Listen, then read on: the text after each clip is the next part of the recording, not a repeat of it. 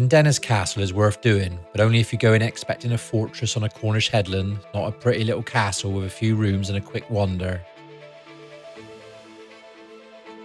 If what you want is a romantic interior and an easy 10-minute look around, I would leave this for something else.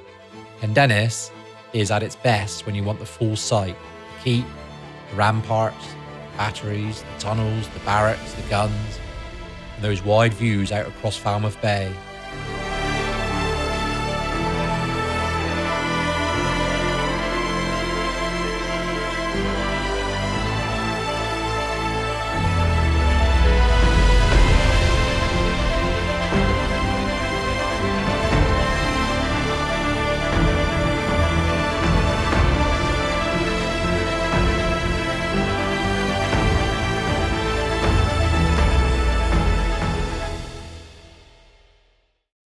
That is where it really pays off.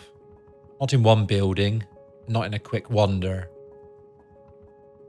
That's also why first impressions can be a bit misleading here. From the entrance, some people clock the keep and think they've basically seen it. They have not. Pendennis opens out as you move through it.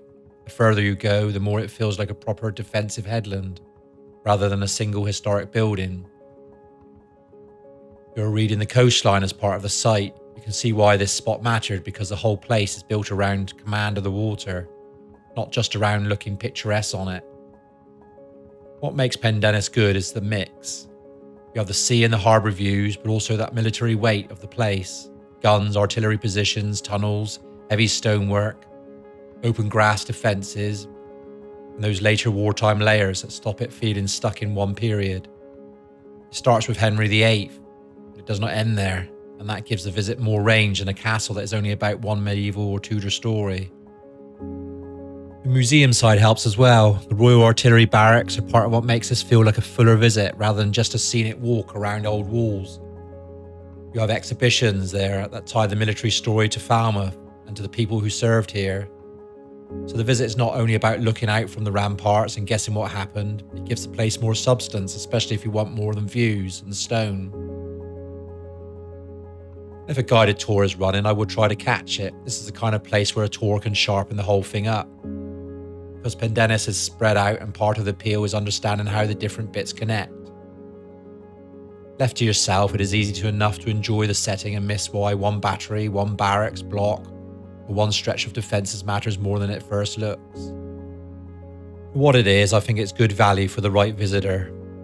If you like military history, coastal positions, broad sites you can properly explore, and places that feel bigger once you get into them. Pendennis is a good one. It works especially well if you give it half a day.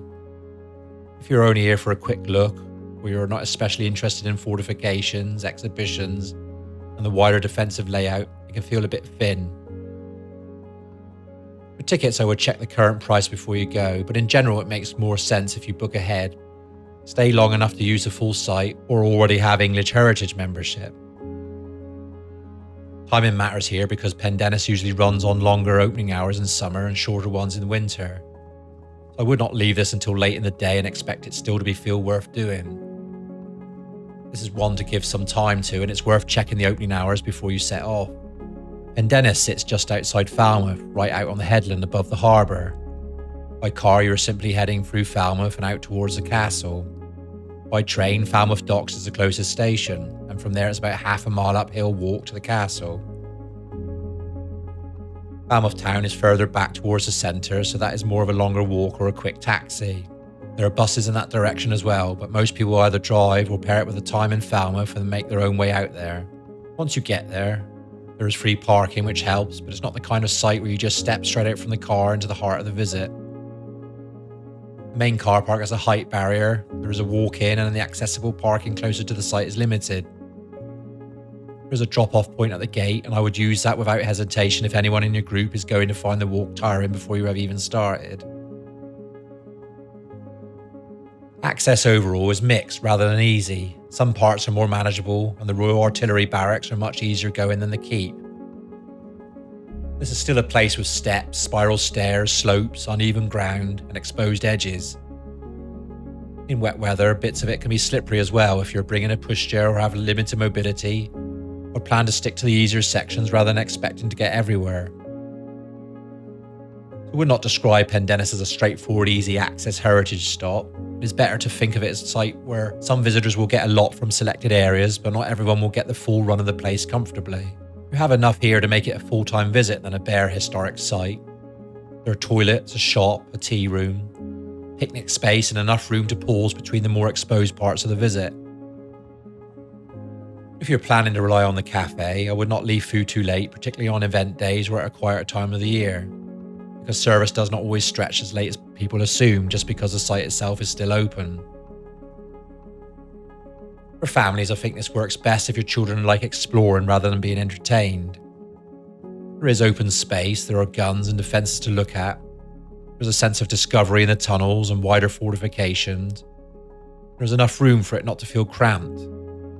I will not sell this as a play attraction. The point is, it's still a fortress. We do get events here, but they're more seasonal than constant. In the busier months and school holidays, there are usually things like trails, themed activities, the odd reenactment or demonstration, and sometimes bigger one-off events. Outside of that, it's more about the core site with guided tours adding most of that extra interest. I would treat events as a bonus rather than the reason to come. Just look up what's on it if it matters to you. It's also a useful one for dog owners, because dogs on leads are allowed in the grounds and buildings. That gives it a bit more flexibility as a Cornwall day out, especially if you're trying to balance heritage stops with a dog-friendly plan.